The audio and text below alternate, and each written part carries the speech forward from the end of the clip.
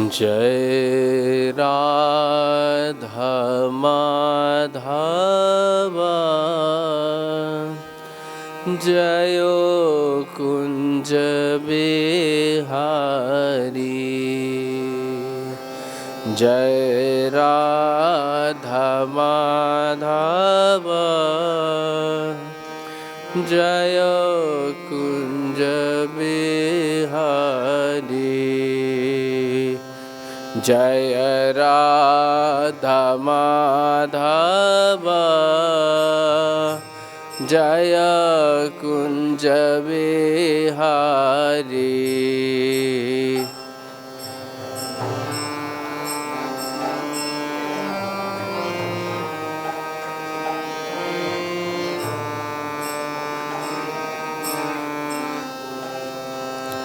जय गोपी जन वल्लभ गिरवरधारी। जय गोपी जन वल्लभ गिरवरधारी। जय गोपी जन वल्लभ गिरवरधारी।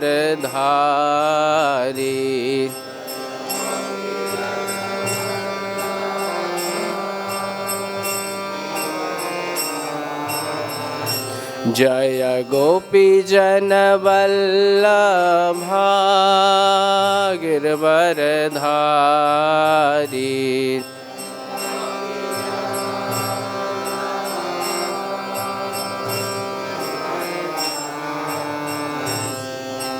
यशोदनंदन व्रज जन रंजन।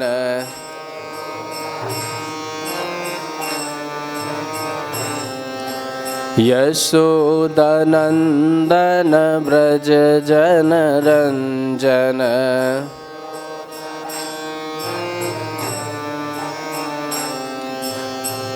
यशोदानंदन व्रज जन रंजन।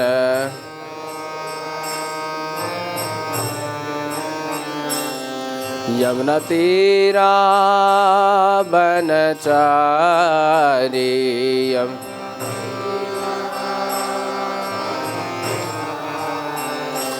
यमुना तीरा बनचारी।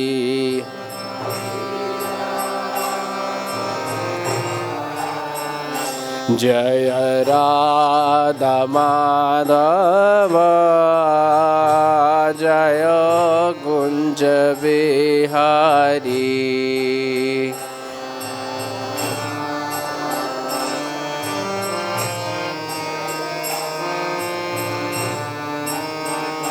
जय राधा माधव कुंज बिहारी।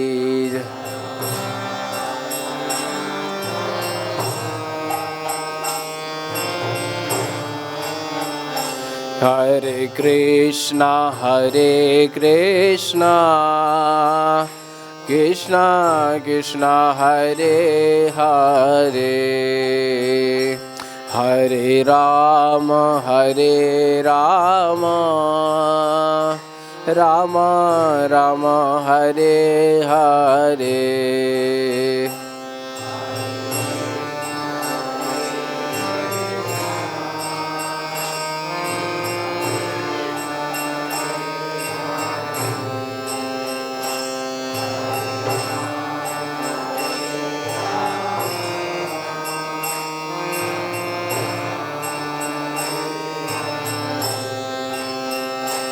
हरे कृष्णा कृष्णा कृष्णा हरे हरे। हरे राम राम राम हरे हरे।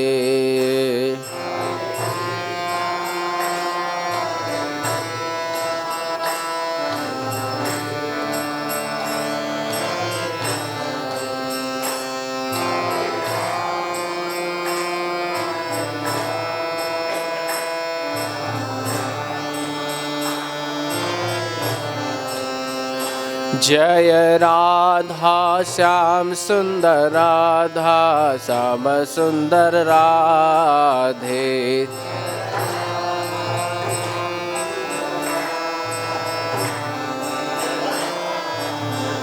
जय कृष्ण बलराम कृष्ण बलराम कृष्ण बलराम जय कृष्ण बलराम।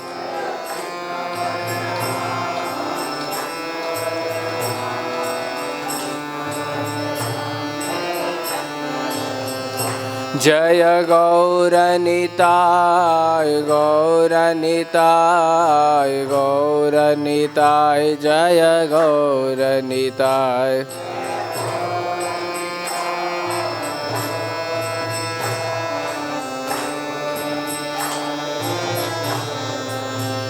जय जय प्रभुपाद प्रभुपाद प्रभुपाद जय श्रील प्रभुपाद।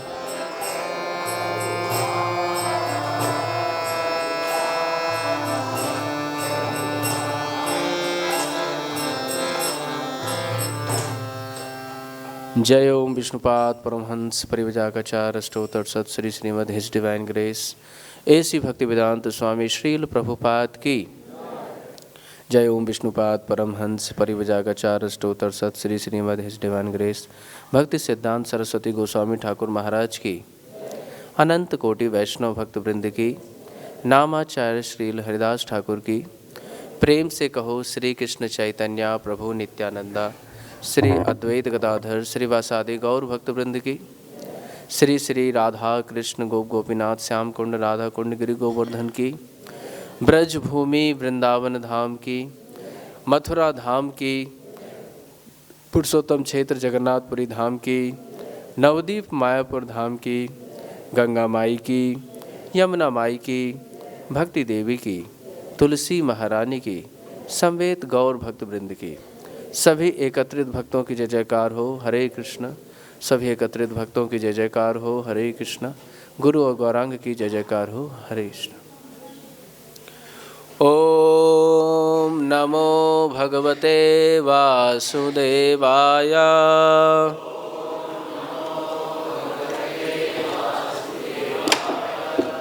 ओम नमो भगवते वासुदेवाय।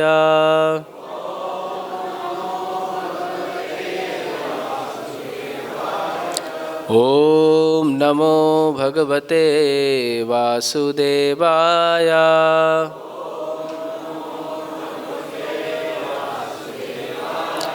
नारायणं नमस्कृत्य नरं चैव नरोत्तमं देवीं सरस्वतीं व्यासं ततो जयमुदीरयेत्। नष्टप्रायेषु अभद्रेषु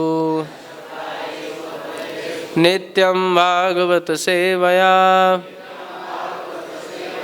भगवती उत्तम श्लोके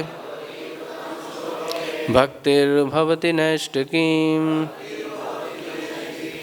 ओम अज्ञानतिमिरान्धस्य ज्ञानाञ्जनशलाकया चक्षुरुन्मिलितं येन तस्मै श्रीगुरुवे नमः। श्रीचैतन्यमनाविष्टं स्थापितं येन भूतले सोऽयं रूपः कदा मह्यं ददाति सपदान्तिकं।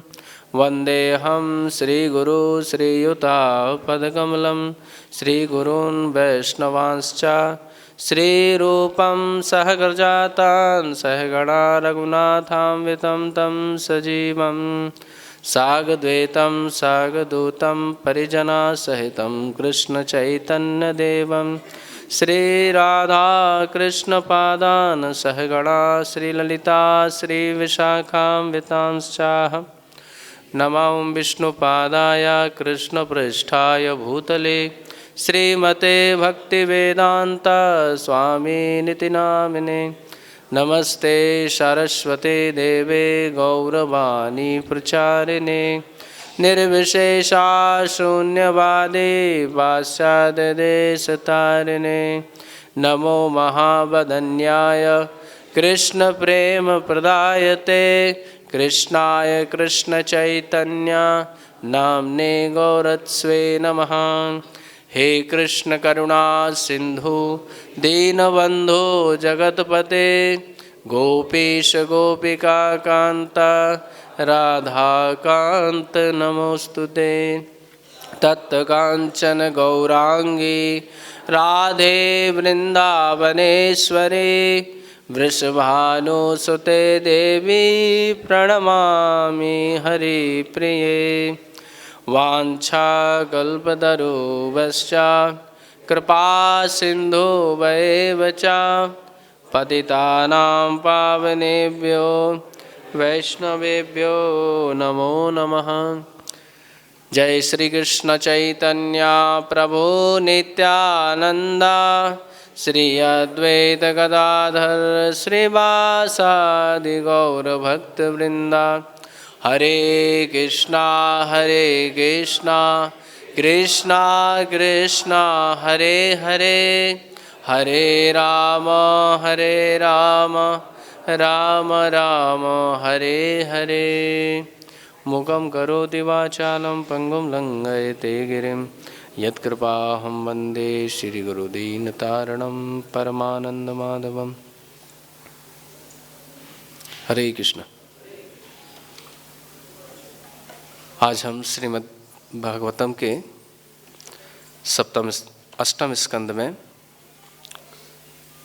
पंचम अध्याय देवताओं द्वारा सुरक्षा के लिए श्री भगवान से याचना, इस अध्याय में 31वां श्लोक देखेंगे। इमे वयं यत्प्रिययेव तन्वा सत्त्वेन सृष्टा बहिरन्तराभिः गतिं न सूक्ष्मा ऋषयश्च विद्महे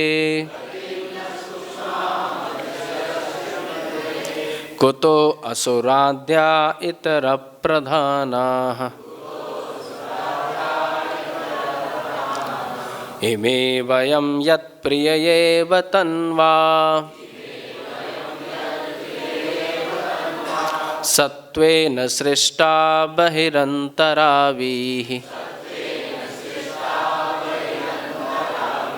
गतिं न सूक्ष्मा ऋषयश्च विद्महे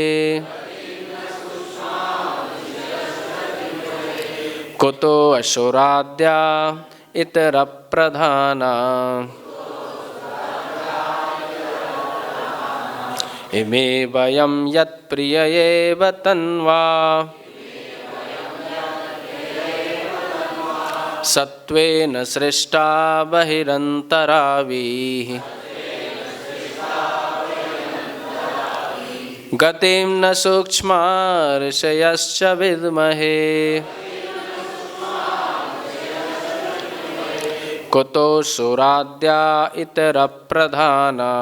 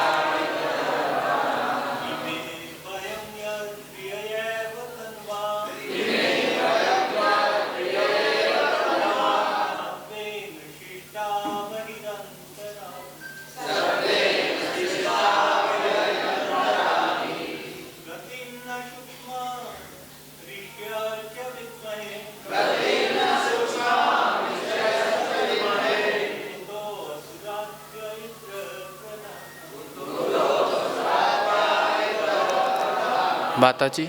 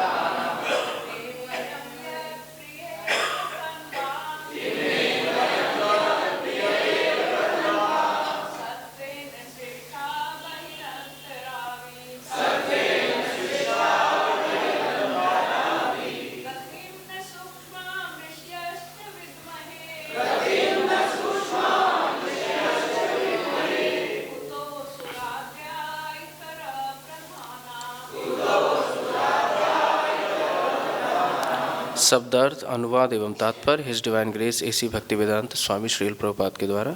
श्रील प्रभुपाद की। इमे ये वयम हम देवता यत जिसको प्रियया अत्यंत प्रिय लगने वाले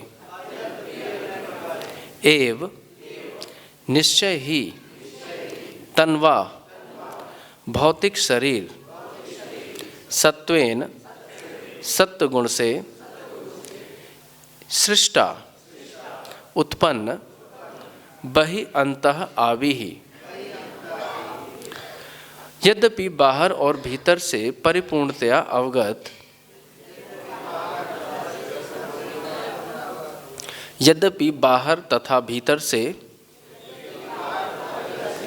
पूर्णतया अवगत गतिम लक्ष्य न नहीं सूक्ष्माम अत्यंत सूक्ष्म ऋषयः संत पुरुष चा भी विद्महे समझते हैं।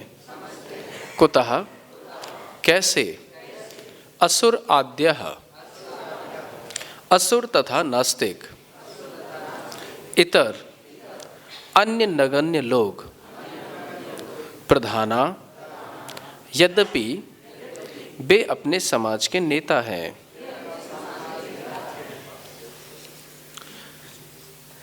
चूंकि हमारे शरीर सत्वगुण से निर्मित है। कृपया पीछे पीछे दोहराएं। चूंकि हमारे शरीर सत्वगुण से निर्मित हैं, इसलिए हम देवगण भीतर तथा बाहर से सत्वगुण में स्थित हैं। सारे संत पुरुष भी इसी प्रकार स्थित हैं। अतएव यदि हम भी पूर्ण पुरुषोत्तम भगवान को ना समझ पाएं, तो उन नगण्य प्राणियों के विषय में क्या कहा जाए जो रजो तथा तमोगुण में स्थित हैं। भला वे भगवान को कैसे समझ सकते हैं। हम उन श्री भगवान को सादर नमस्कार करते हैं। तात्पर्य, नास्तिक तथा असुर पूर्ण पुरुषोत्तम भगवान को नहीं समझ पाते, यद्यपि श्री भगवान हर एक के भीतर स्थित हैं। उनके लिए भगवान अंत में काल रूप में प्रकट होते हैं, जैसा कि श्रीमद् भगवद गीता में पुष्ट हुआ है। मृत्यु सर्व हरिष्यामः हरिष्याहम, कि मृत्यु के रूप में मैं सब कुछ हर लेता हूँ। नास्तिक लोग सोचते हैं कि वे स्वतंत्र हैं, अतः वे श्री भगवान के आधिपत्य की चिंता नहीं करते। फिर भी भगवान अपनी सर्वश्रेष्ठता तब जताते हैं जब वे मृत्यु के रूप में उनको धर दबोचते हैं। मृत्यु के समय उनका तथाकथित वैज्ञानिक ज्ञान तथा भगवान की सर्वश्रेष्ठता को नकारने के दार्शनिक तर्क वितर्क विफल हो जाते हैं। उदाहरणार्थ, हिरण्यकशिपु नास्तिक वर्ग के लोगों का एक बड़ा प्रतिनिधि था। वह सदैव ईश्वर के अस्तित्व को चुनौती देता था और इस प्रकार वह अपने पुत्र के प्रति भी शत्रुता रखने वाला था। प्रत्येक व्यक्ति हिरण्यकशिपु के नास्तिक सिद्धांतों से भयभीत था, किंतु जब भगवान नरसिंह देव उसे मारने के लिए प्रकट हुए तो उसके नास्तिक सिद्धांत उसे बचा नहीं पाए। भगवान नरसिंह देव ने हिरण्यकशिपु को मार डाला और उसके सारे बल, प्रभाव तथा गर्व को चूर चूर कर दिया। किंतु नास्तिक लोग यह कभी नहीं समझ पाते कि उनके द्वारा सृजित प्रत्येक वस्तु किस तरह विनष्ट कर दी जाती है। यद्यपि परमात्मा उनके भीतर स्थित हैं, किंतु रजो तथा तमोगुण की प्रधानता के कारण वे श्री भगवान की सर्वश्रेष्ठता को नहीं समझ पाते। यहाँ तक कि देवता तथा भक्त भी श्री भगवान के गुणों एवं उनकी स्तुति से पूर्णतः अवगत नहीं है। यद्यपि वे दिव्य पद पर या सत्व पद पर स्थित होते हैं, आसीन होते हैं। फिर भला असुर तथा नास्तिक लोग पूर्ण पुरुषोत्तम भगवान को कैसे समझ सकते हैं? ऐसा संभव नहीं है। अतएव इस ज्ञान को प्राप्त करने के लिए ब्रह्मा इत्यादि देवताओं ने श्री भगवान को सादर नमस्कार किया है।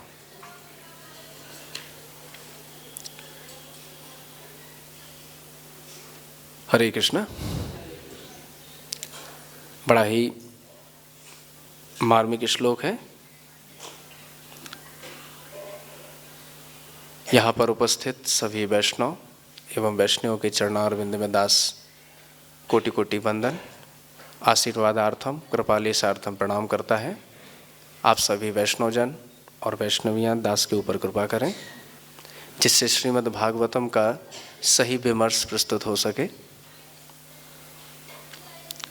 वृंदावन में तो कीट पतंग, अंत्यज और चंडाल, सूकर, इनकी भी महिमा गाई गई है।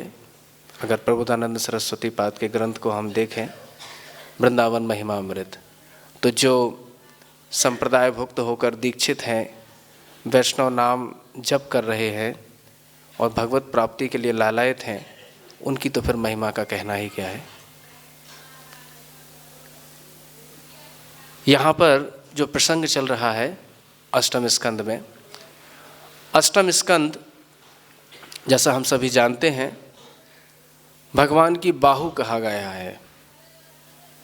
सप्तम स्कंद और अष्टम स्कंद भगवान की बाहु है, नवम स्कंद भगवान का कंठ है और दसम स्कंद भगवान का मुखारविंद है। तो बाहुओं के द्वारा खूब सारा कार्य होता है। तो इसी प्रकार से इस स्कंद में भी भगवान बहुत सारे कार्य कर रहे हैं, है ना। जैसे देखा था पहले कि गजेंद्र को भगवान ने खूब आतुर होकर बचाया। तो चूंकि जो अष्टम स्कंद है वो मनमंत्र से संबंधित है, यानी कि मनमंत्रों की जितने 14 मनमंत्र होते हैं उन सारे 14 मनमंत्र का वर्णन किया जाएगा। जब सुखदेव गोस्वामी 14 मनमंत्रों का वर्णन कर रहे थे कि इस मनमंत्र में, हर एक मनमंत्र में 6 विशिष्ट पदार्थ होते हैं, जैसा हम सभी जानते हैं कि भगवान उसमें विशेष रूप से अवतरित होते हैं। कोई अलग नए इंद्र आते हैं, देवता बनते हैं, सप्तऋषि आते हैं, मनुपुत्र होते हैं, तो इस प्रकार से और देवता इत्यादि होते हैं। तो ये 6 जन विशेष विशेष से परिवर्तित होते रहते हैं। तो वो बताते जा रहे थे सुखदेव गोस्वामी। लेकिन जब कभी भी यत् किंचित इंगित कर देते थे कि इस मनवंतर में भगवान ने ये विशेष लीला की, तो वहीं परीक्षित महाराज मानो उनके चरण पकड़ लेते थे और बोलते थे कि प्रभु क्या लीला हुई थी, सुनाइए सुनाइए। जिस प्रकार से सांसारिक जो जन होते हैं, जब सांसारिक वार्ताओं की थोड़ी सी एक चिंगारी आती है तो उसको वो क्या कर देते हैं और हवा देते हैं। अच्छा और क्या हुआ, और क्या हुआ, पूछते हैं ना, पड़ोसी के यहाँ क्या हुआ, इसके यहाँ क्या हुआ, अमुक व्यक्ति का क्या हुआ। तो ऐसे ही जो वैष्णव जन होते हैं, जो भागवत रस लंपट होते हैं, माना ऐसा ही शब्द प्रयोग हुआ है। जिस तरीके से कामी जन जो होता है वो कामनी के प्रति लंपट होता है, उसको ये लज्जा हया नहीं रहती कि समाज में लोग उसकी क्या कहेंगे, कैसी उसकी कुत्सा होगी, इसके बारे में विचार नहीं करता। जैसे एक श्लोक भी आता है, काम आतुराणाम भयम न लज्जा, कि जो काम आतुर होता है, विषय आतुर होता है, उसको भय और लज्जा नहीं होती है।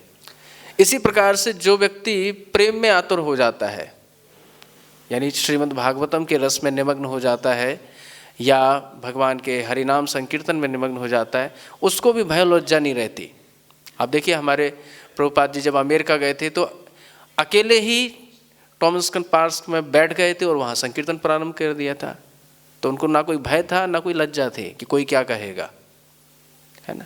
कई बार भक्त लोग होते हैं, संकोच करते हैं संकीर्तन करने में, कह रहे लोग क्या कहेंगे, सोसाइटी वाले क्या कहेंगे। हमें इसकी परवाह नहीं करनी चाहिए, यद्यपि उनके कल्याण की चिंता करनी चाहिए। तो वही यहाँ पे बात बताई जा रही है अष्टम स्कंद में कि भगवान के विशेष पराक्रमों का यहाँ पे वर्णन हो रहा है।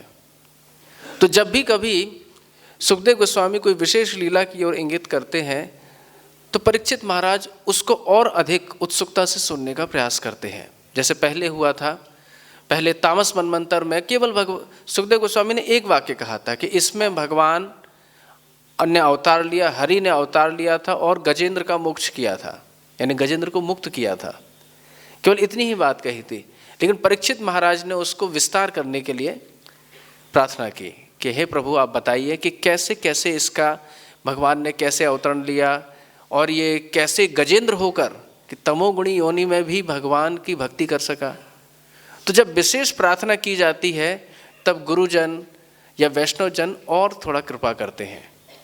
तो यह श्रोता की गंभीरता के ऊपर वक्ता कभी कभी और ज़्यादा रस प्रभाव करते हैं। यानी सबसे ज़्यादा गंभीरता, वक्ता से ज़्यादा गंभीरता श्रोता की होनी चाहिए, ये यहाँ प्रकट होता है। इसी प्रकार से आगे जब और भी 5वें मनमंत्र रैवत मनमंत्र की कथा आई कि जिसमें भगवान वैकुंठ का अवतार हुआ, फिर जैसे ही 6ठे मनमंत्र चाक्षुष मनमंत्र की कथा प्रारंभ की और उसमें उन्होंने केवल इतनी बात की थी कि भगवान अजित यहाँ पे अवतरित हुए और उन्होंने कूर्म रूप से और अनेक अनेक रूपों से, कूर्म रूप भी भगवान ने धारण किया था, अजित रूप भी धारण किया था भगवान ने, और मनमंत्र जो समुद्र मंथन का विशेष कार्य कराया। इसमें 3-4 अवतार हुए भगवान के। अजित अवतार हुआ भगवान ने जो ऊपर से शक्ति दे रहे थे। फिर आगे जाके देखेंगे कि भगवान ने कूर्म अवतार, मंदराचल को धारण करने के लिए कूर्म अवतार भी धारण किया भगवान ने। फिर इसके बाद भगवान ने धन्वंतरी अवतार भी धारण किया। फिर इसके बाद मोहिनी अवतार भी धारण किया। मतलब एक ही लीला में भगवान के 4 अवतार हुए। तो यानी विशेष अवतार, विशेष लीला है ये कोई। तो इस प्रकार से जब परीक्षित महाराज ने गंभीरता पूर्वक इस प्रश्न को पूछा कि हे प्रभु आप इस लीला को और विस्तार से बताइए कि भगवान ने किस प्रयोजन से ये लीला की, क्या प्रयोजन था कि ये भगवान समुद्र मंथन का कार्य कराए।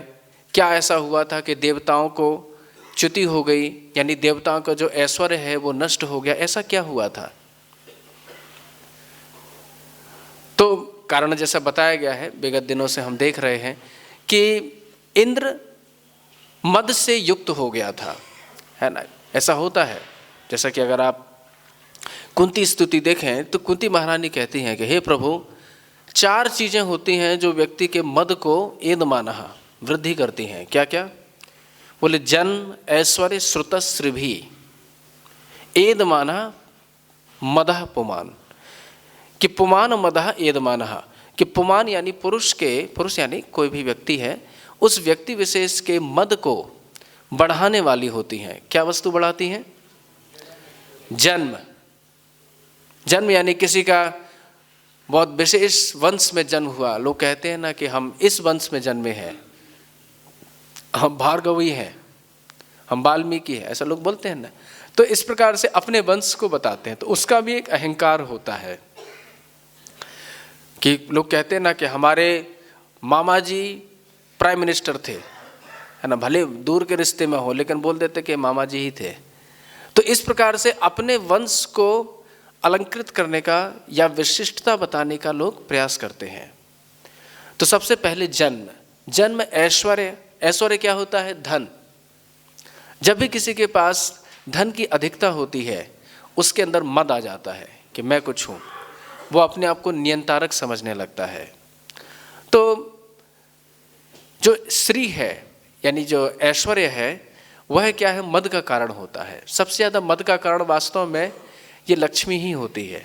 यानी कि जो धन का मद है वो सबसे ज़्यादा होता है। जैसे आप 10वें स्कंद में देखेंगे तो जब नल कुबेर और मणिग्रीव की कथा आती है तो नारद मुनि भी वहाँ पे यही बात बताते हैं कि बोले जैसा धन का मद होता है वैसा और किसी वस्तु का मद नहीं होता है, क्योंकि बाकी सब धीरे धीरे क्षीण होते रहते हैं। जैसे श्री का मद है, श्री यानी सौंदर्य मद, वो कुछ समय के बाद क्षीण हो जाता है। व्यक्ति हर समय तो सुंदर नहीं रहेगा, माने युवावस्था में, किशोर अवस्था में, युवावस्था में ही सुंदर रहता है, लेकिन जैसे ही व्यक्ति प्रौढ़ अवस्था में प्रवेश कर जाता है तो उसकी सुंदरता चली जाती है, भले ही वो स्त्री हो, पुरुष हो, कोई भी हो।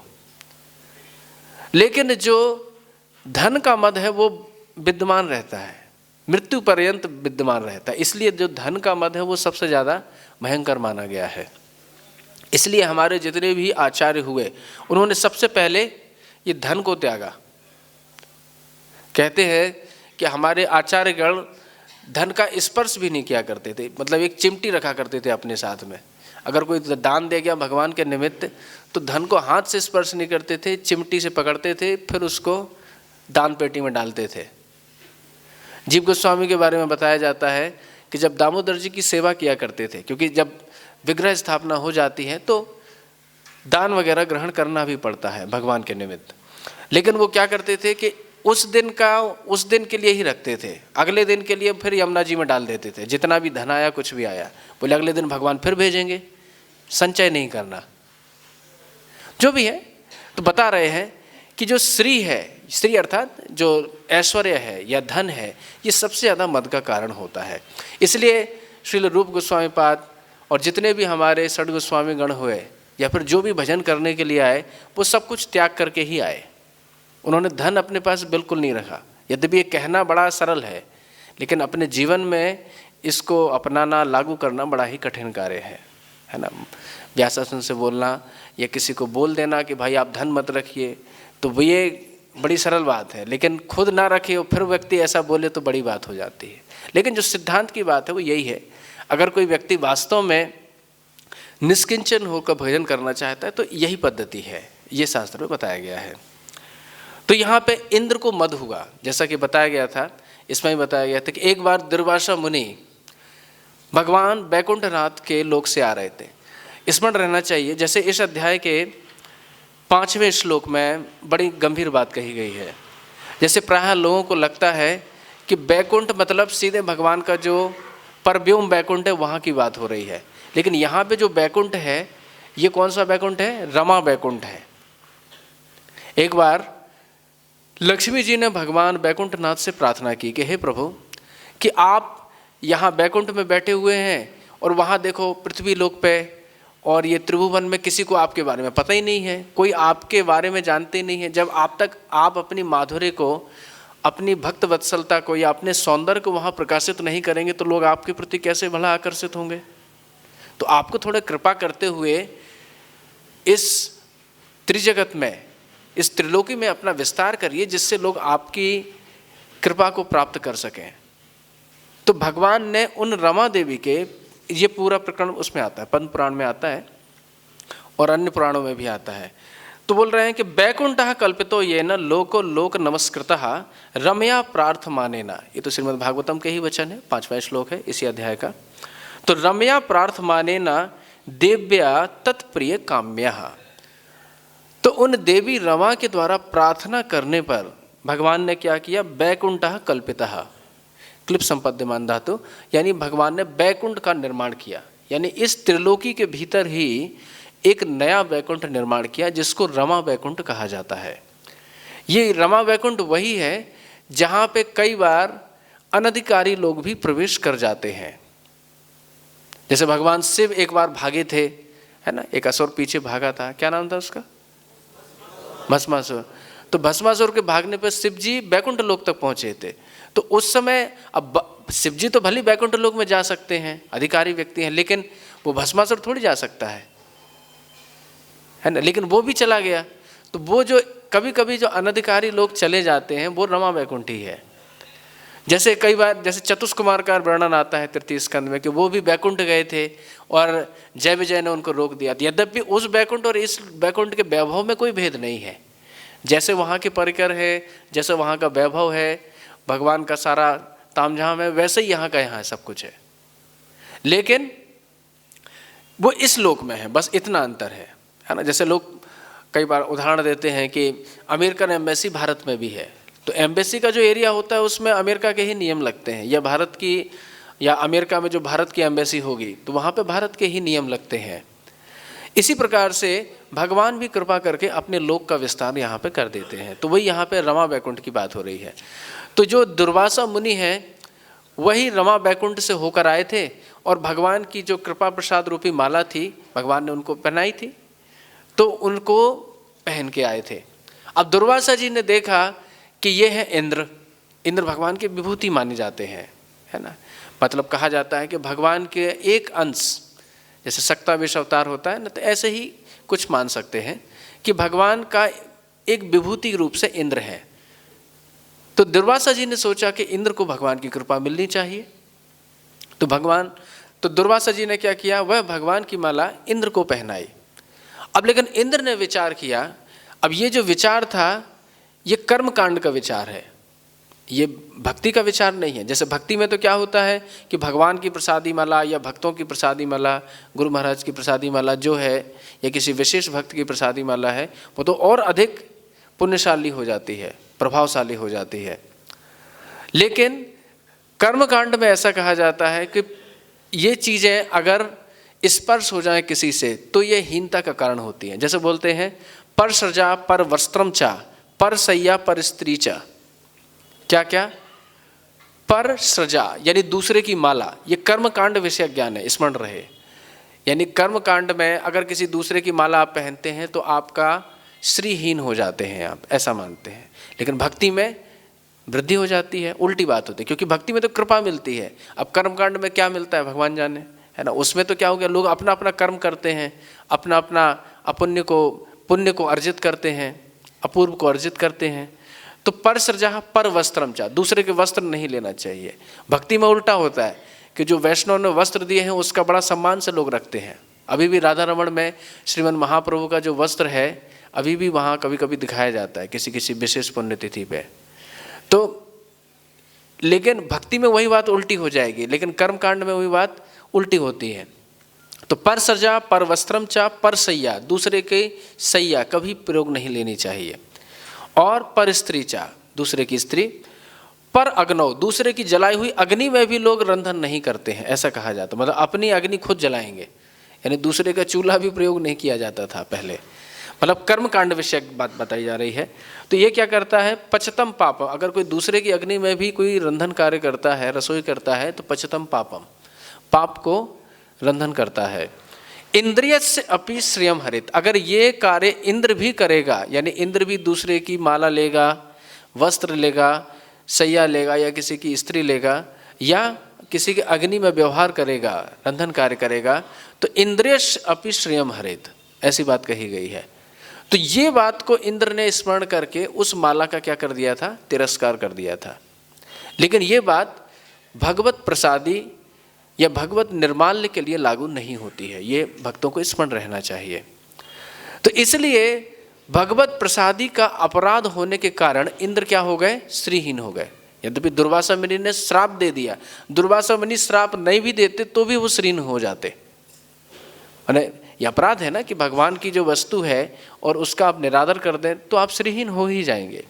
तो इसी प्रकार से भगवान का जो महाप्रसाद है, माला है या वस्त्र है या कोई भी वस्तु है भगवान की प्रसादी, उसका बड़ा सत्कार करना। जैसा हम भगवान को दंडवत करते हैं वैसे ही दंडवत करना चाहिए।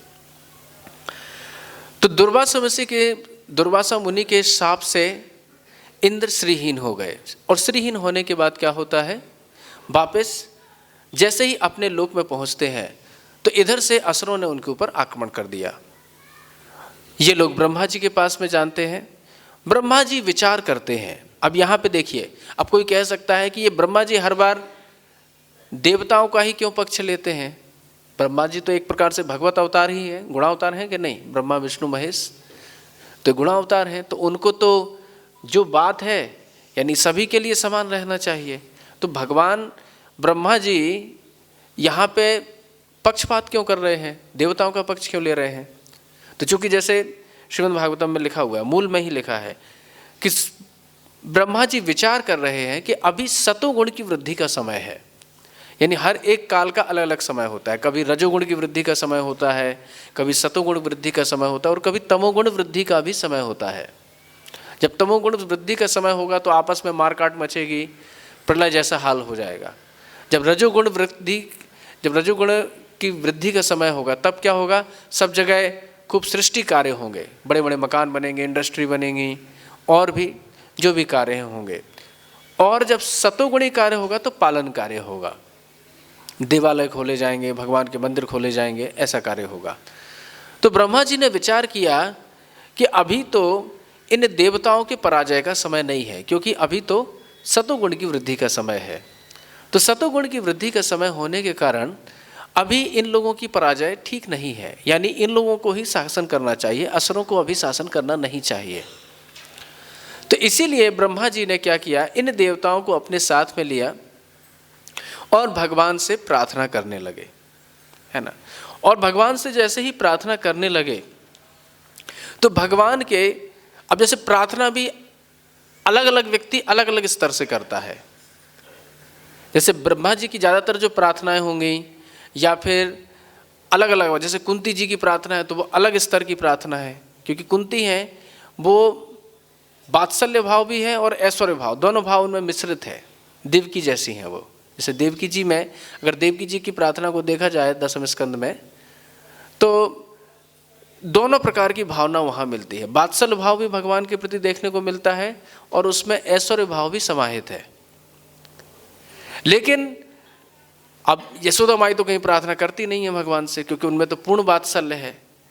लेकिन जैसे गोपियों की प्रार्थना देखी जाए, गोपी गीत प्रसिद्ध है, सुप्रसिद्ध है, उसमें किंचित मात्र भी भगवान के ऐश्वर्य का वर्णन नहीं है, है ना। उसमें पूर्ण रूपेण केवल माधुर्य का ही वर्णन है। तो जो व्यक्ति जैसा स्तर का होता है वो वैसी प्रार्थना करता है। तो हमें जैसे अगर देखा जाए, जैसे नारायण कवच आप देखें श्रीमद् भागवतम में 6ठे स्कंद में आप लोगों ने देखा होगा कि नारायण कवच, जो नारायण कवच विद्या है, उसको अगर देखें तो उसमें कई जगह इस प्रकार से प्रार्थना की गई है कि हे प्रभु आप हमारे शत्रु का वध कर दें, उनकी स्त्रियां कभी गर्भ धारण ना करें, इस प्रकार की विशेष बातें उसमें लिखी कि उनका गर्भ स्राव हो जाए। लेकिन भक्त लोग कभी ऐसी प्रार्थना नहीं करते, क्योंकि वो तो हर एक जीव के प्रति साम्य रहते हैं। तो लेकिन चूंकि वो क्या, किसने प्रार्थना करवा रहे हैं, इंद्र आदि या फिर देवतागण हैं जो इंद्रासन चाहते हैं या देवताओं का आसन चाहते हैं, देवलोक चाहते हैं, वो लोग इस प्रकार की प्रार्थना करते हैं। तो प्रायः भले ही उससे व्यक्ति की सुरक्षा होती है, लेकिन फिर भी प्रायः भक्त लोग नारायण कवच इत्यादि का ज़्यादा पाठ करते हुए दिखते नहीं हैं, क्योंकि उसमें सूक्ष्म रूप से किसी की अहित करने की इच्छा है। तो हमें उस व्यक्ति की ही प्रार्थना का अनुसरण करना चाहिए जो हमारे भाव के अनुकूल है। जैसे कोई माधुर्य भाव का भक्त है तो उसको फिर गोपियों की प्रार्थना ही ज़्यादा अनुकरणीय है, अनुसरणीय है। अब कोई व्यक्ति वात्सल्य भाव का है तो वात्सल्य भाव के लिए जो भाव पुष्ट करने वाली प्रार्थनाएं हैं या लीलाएं हैं, उनका ही उससे विशेष चिंतन करना चाहिए। अब कोई प्रायः दास्य भाव में है, जैसे हम लोगों को प्रारंभिक भक्ति में जो सिखाया जाता है वो यही सिखाया जाता है कि अभी आप अपने आप को दास्य भाव में ही माने, बाद में जब आप भक्ति करते रहेंगे, जप करते रहेंगे, तो आपको खुद अपना जो स्वरूप होगा वो अपने आप प्रकट हो जाएगा। इसके लिए किसी को ज़्यादा चिंतित होने की आवश्यकता नहीं रहनी चाहिए, क्योंकि आपका जो स्तर है वो आपको खुद प्रकट हो जाएगा, क्योंकि भगवान तो परमात्मा रूप से हृदय में विराजमान है ही। तो इसलिए ज़्यादा कुछ चिंता करने की आवश्यकता नहीं है, है ना। तो वही यहाँ पे बता रहे हैं कि ब्रह्मा जी ने जो प्रार्थना की है, इसमें क्या है, भगवान का जो तटस्थ लक्षण है कि भगवान इस सृष्टि को कैसे क्रियान्वित करते हैं, भगवान का इस ब्रह्मांड में कैसा ऐश्वर्य है, जीव कैसे बंधे हुए हैं, भगवान की माया शक्ति क्या है, इसका वर्णन अधिक कर रहे हैं। क्योंकि उनका जो कार्य क्षेत्र है वो क्या है, ये ब्रह्मांड है, और ब्रह्मांड कैसे सृजन होता है और सृजन करते समय क्या उनको अनुभूति होती है, या फिर वो कैसे कार्य में लगते हैं ब्रह्मा जी। तो उस भाव को अनुसरण करते हुए ब्रह्मा जी यहाँ पे प्रार्थना कर रहे हैं, ठीक है ना। तो इसलिए यहाँ पे कभी कभी हम देखते हैं कि जो प्रार्थना होती है बड़ी क्लिष्ट हो जाती हैं, है ना। जैसे द्वितीय स्कंद में आप देखें, ब्रह्मा जी ने वहाँ पे भी प्रार्थना की है, भगवान की स्तुति की है। तो द्वितीय स्कंद में, फिर तृतीय स्कंद में भी भगवान ने प्रार्थना की है ब्रह्मा जी ने। तो जहाँ पे भी ब्रह्मा जी कुछ बोलेंगे तो वहाँ पे थोड़ी सी हमारी बुद्धि चकरा जाती है, ऐसा देखने में आ जाता है। क्यों? क्योंकि वह सृष्टि करता है, वो अपने तरीके से भगवान की स्तुति कर रहे हैं, है ना। लेकिन हर एक स्तुति भगवान की वंदनीय है, और हर एक, जैसे कुछ भक्त हैं वो भगवान की स्तुतियों में उनको विशेष आनंद आता है। क्यों आनंद आता है? क्योंकि वह भक्त भगवान को कैसे पूजता है या कैसे देखता है वो पता चलता है उसमें। इसलिए प्रायः जितने भक्त लोग होते हैं वो भगवान के प्रति की गई स्तुतियों का विशेष पठन पाठन करते हैं, क्योंकि हम लोग तो अपनी स्तुति कुछ लिख नहीं सकते, हम में इतनी क्षमता नहीं है कि हम भगवान की स्तुतियाँ हैं उनको गा भी सकें या समझ भी सकें। लेकिन हाँ, इतना हम जरूर कर सकते हैं कि जो किसी विशेष वैष्णव ने भगवान की प्रार्थना की है, स्तुति की है, महिमा मंडन किया है, उसका हम क्या कर सकते हैं, भगवान के सामने पठन पाठन कर सकते हैं। जैसे प्रायः वृंदावन में जो भक्त हैं वो राधा कृपा कटाक्ष गाया करते हैं, उसमें राधा रानी की महिमा का वर्णन है। कई भक्त कृष्ण कटाक्ष भी गाते हैं, है ना, कृष्ण कृपा कटाक्ष। तो ये जो चूंकि विशेष भक्तों ने गाए हुए हैं तो उनका हम अनुसरण करते हुए हम भी गा लेते हैं। तो इसी प्रकार से ब्रह्मा जी भी यहाँ पे अपने भाव को प्रेरित करते हुए यहाँ पे कह रहे हैं। तो आज का जो श्लोक है इसमें भाव क्या है, तो कह रहे हैं कि हे प्रभु, तो 30वां श्लोक और 31वां श्लोक दोनों लगभग मिला जुला है, दोनों एक साथ लेकर उसमें पूरा भाव निकल के आएगा। तो जैसे कल कहा था कि ना यस्य कश्चित् कस्यार्ति तर्त मायाम, तो ना यस्य कश्चित् ना यस्य या कश्च अतितर्तति मायाम, कि हे प्रभु आपकी माया को कोई पार नहीं पा सकता। यया जनो मोह्यति वेदनार्थम, जिसके कारण जीव क्या होता है, मोहित होता है। प्राय भक्त लोग और अन्य लोग भी माया के संबंध में बड़े विमोहित रहते हैं।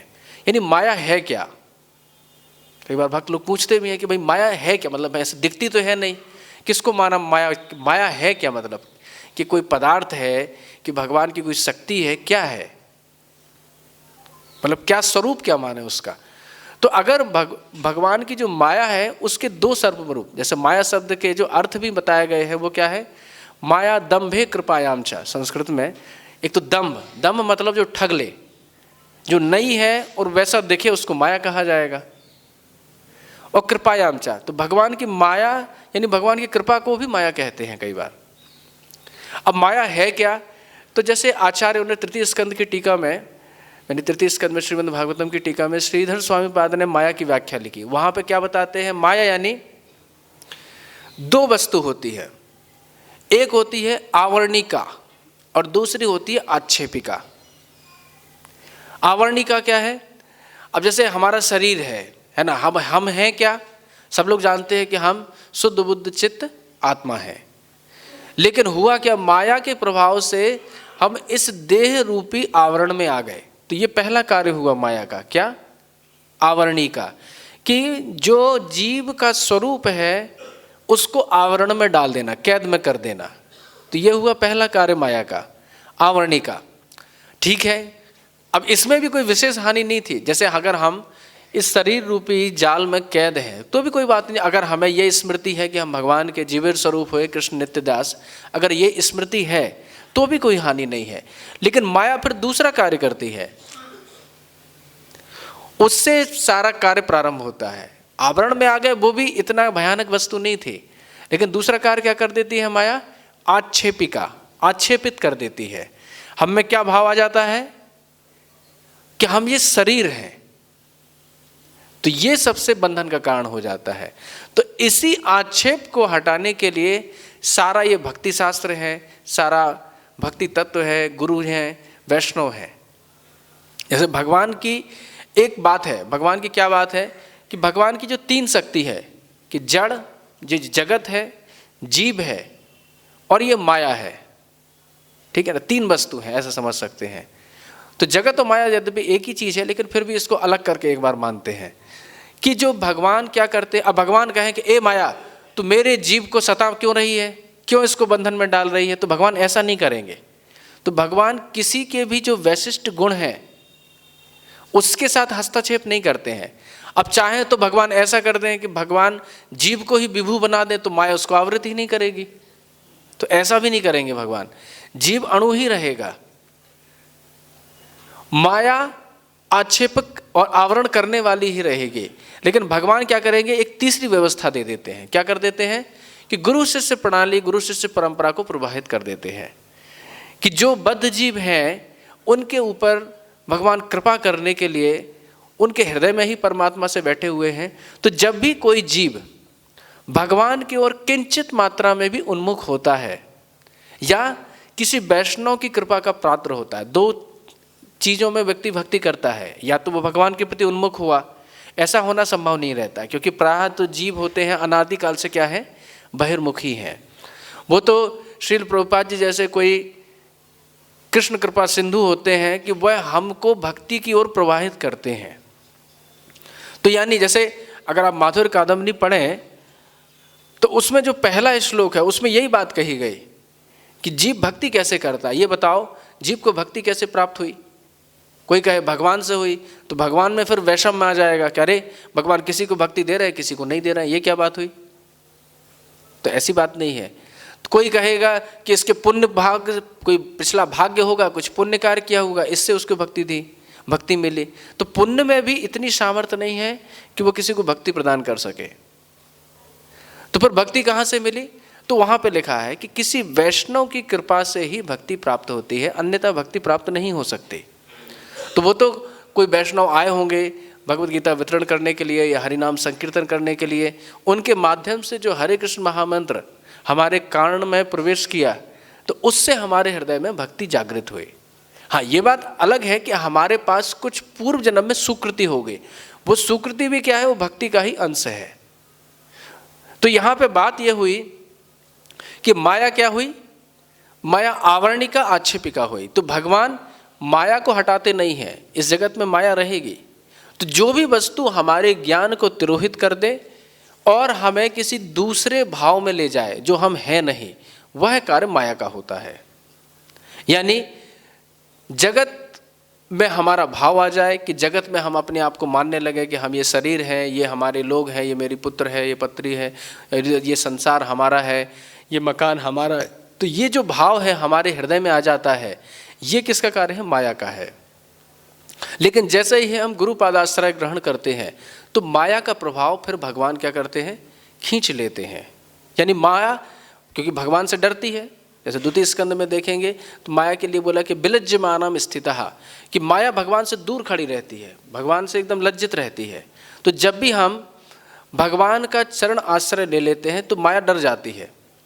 एक हमारे आश्रम में एक बड़ा अच्छा पहले एक कोट लगा हुआ था, भक्त लोग बता रहे थे, उसमें लिखा हुआ था, प्रभुपाद जी का एक कोटेशन था कि उसमें प्रभुपाद जी लिख रहे हैं कि प्रभुपाद जी रो रहे थे, मतलब उसमें रुंदन कर रहे थे। तो किसी भक्त ने पूछा कि हे प्रभुपाद आप क्यों रो रहे हैं।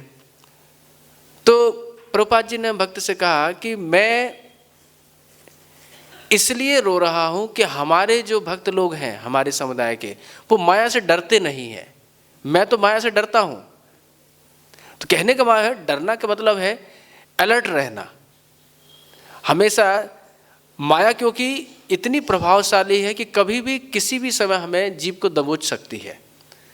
उसका तरीका यही है, जैसे कि भगवद गीता में कहा है, भगवान बता रहे हैं माया के स्वरूप को कि देवी ऐसा गुणमयी मम माया दुरत्यया मामेव प्रपद्यन्ते मायामेताम तरन्ते, कि भगवान के चरणाश्रय ग्रहण करने से ही माया से हम पार पा सकते हैं, और कोई दूसरा रास्ता नहीं है। तो वही यहाँ पे बता रहा। तो यहाँ पे इसके पहले वाले में माया के स्वरूप को बताया। अब यहाँ पे जो श्लोक है इसमें यहाँ पे ये बता रहे हैं कि इमे वयम यत् प्रियएव तन्मा, जो भगवान के ये जो देवगण है ना, ये सतोगुण से बने हुए हैं। मतलब इनमें रजोगुण तमोगुण बहुत कम है। मतलब हमारा शरीर तो प्रायः अगर देखा जाए तो सतोगुण की मात्रा बहुत कम है, रजोगुण तमोगुण अधिक है। इसलिए हमें सतोगुण में वृद्धि करने का प्रयास करने को कहा जाता है। लेकिन देखिए देवगण सतोगुण की इतनी अधिकता है, मतलब कहा जाता है, अगर आप पंचम स्कंद पढ़ेंगे तो वहाँ पे जो देवताओं का वर्णन आता है उसमें कहा है कि जो उनकी स्त्रियां हैं उनके शरीर से सुगंध निकलती रहती है। मतलब जिसका शरीर जितना सतोगुण की वृद्धि हो जाएगा उतना सुगंध और अच्छी वस्तुएं शरीर में वृद्धि हो जाती हैं। लेकिन हमारे शरीर में तो ऐसा संभव है नहीं, यहाँ पे तो विकृति ही विकृति है। तो सोचिए उनको भी भगवान का पूर्ण तत्व ज्ञान नहीं होता। यद्यपि जैसे अगर केवल कोई मूल श्लोक को देखे तो इसमें यह पता चलेगा कि ये लोग बिल्कुल नहीं समझ रहे, लेकिन ऐसा नहीं है। चक्रवर्ती पाद इसका एक बड़ा अच्छा उदाहरण देते हैं। जैसे कोई एक बड़ा अच्छा लंबा चौड़ा पहलवान था और वो गया परिक्रमा करने के लिए। किसकी परिक्रमा करने के लिए? सुमेरु की। सुमेरु पर्वत बहुत बड़ा है, आप लोगों ने पंचम स्कंद में पढ़ा होगा। तो अब वो परिक्रमा करने गया और उसने 1/4 ही परिक्रमा कर पाई। अब किसी ने पूछा कि तुमने सुमेरु को देखा क्या, तो वो क्या बोलेगा, मैंने नहीं देखा। यद्यपि उसने देखा है लेकिन उसने पूरा नहीं देखा है ना।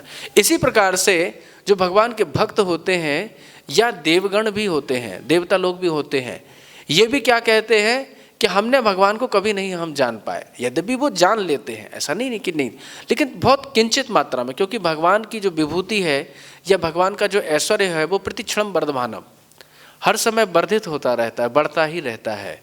इसलिए कोई भी व्यक्ति भगवान के ऐश्वर्य को या भगवान की महिमा को पूर्ण रूप से कोई भी नहीं जान सकता।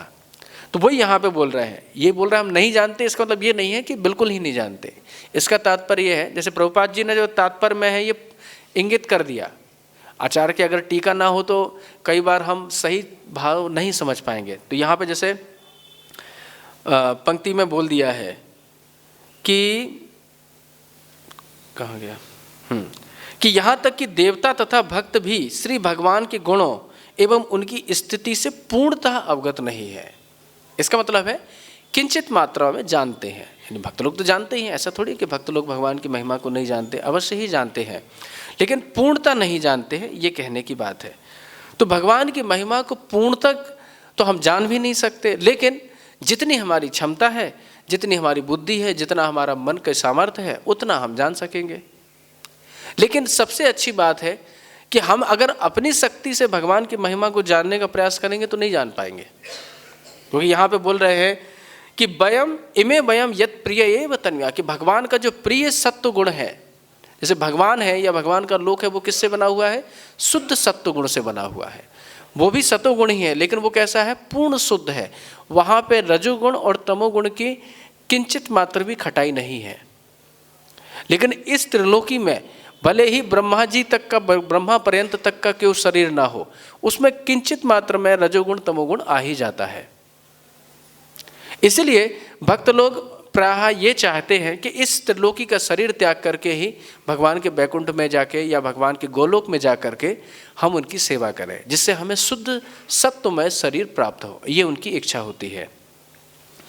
तो वही यहाँ पे बोल रहे हैं कि सत्वेन सृष्टा बहिरंतरावि, भगवान का स्वरूप कैसा होता है, इस श्लोक में बोल रहे हैं कि जैसे कि कुंती महारानी कहती हैं कि अंतर बहर अवस्थितम, वही भाव यहाँ पे उल्टा कर दिया, बहिरंतरावि, कि भगवान कैसे हैं, अंदर भी हैं और बाहर भी हैं। अंदर कैसे हैं, तो आचार्यों ने कहा बहिर मतलब भगवान काल रूप से बाहर रहते हैं। अगर भगवान को बाहर देखना है तो भगवान का बाहर का स्वरूप कौन सा है, काल।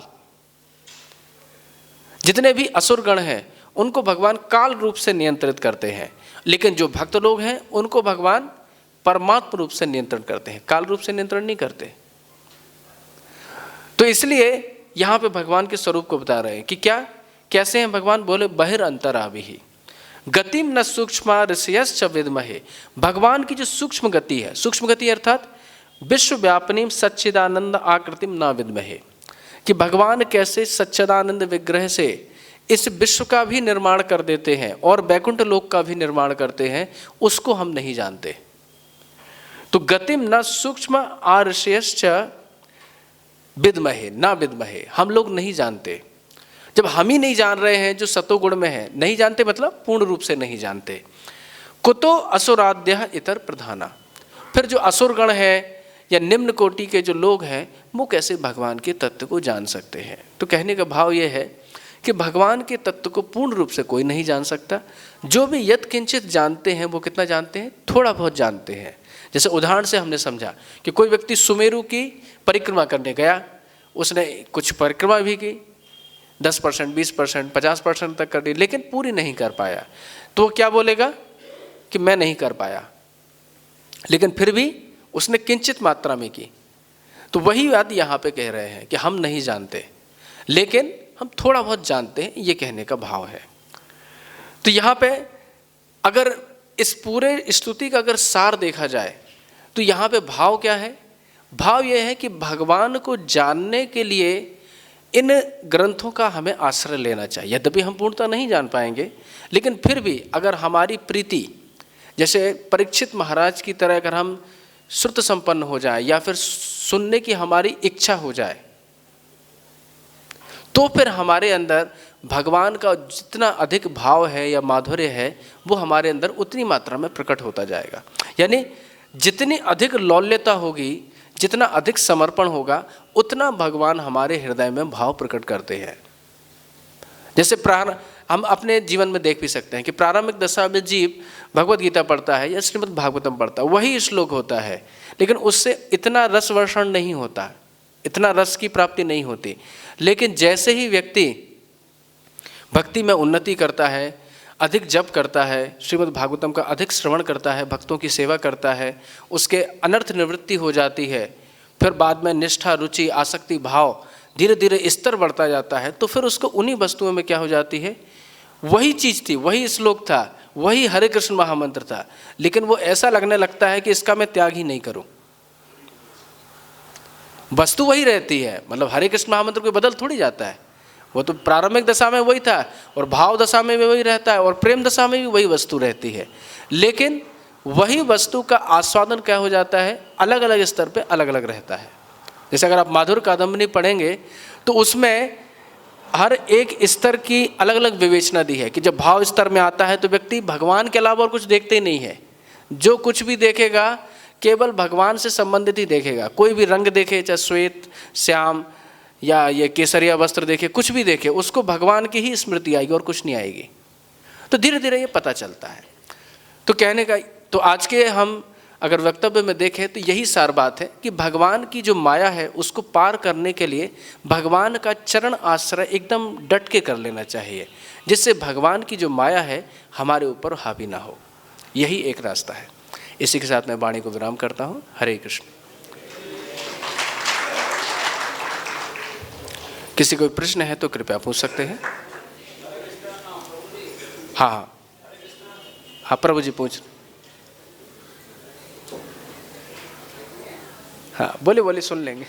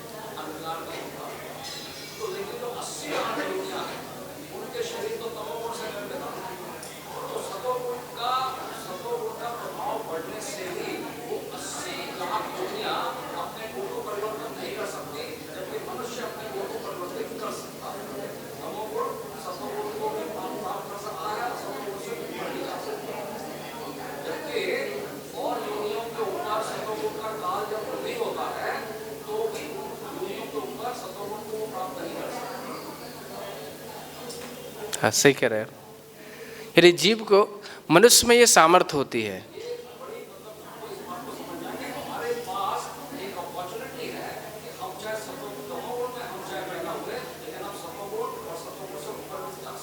जी सही कह रहे हैं। यही है, मतलब मनुष्य जीवन की यही सार्थकता है कि व्यक्ति किसी भी स्तर तक जा सकता है, चाहे तो नीचे चला जाए, चाहे तो ऊपर चला जाए। और सत्वगुण की वृद्धि करेगा तो सत्वगुण में आएगा, और जब भक्ति करेगा तो शुद्ध सत्व में भी स्थित हो जाएगा। सही कह रहे हैं। हाँ, हरे कृष्ण। ये आपने जो ये मन का कारण विचार बताया है, एक है क्या नाम, वंश, और दो क्या है? जन्म, ऐश्वर्य, श्रुत, श्रीभी। श्रुत मतलब जैसे कोई ज्ञान संपन्न होता है उसका भी अहंकार होता है कि मैं ज्ञानी हूँ। श्री भी मतलब सुंदरता, मतलब सुंदरता, ज्ञान, जन्म और धन। हरे कृष्ण, हरे कृष्ण। ग्रंथराज श्रीमद् भागवतम की जय। श्रील प्रभुपाद की जय।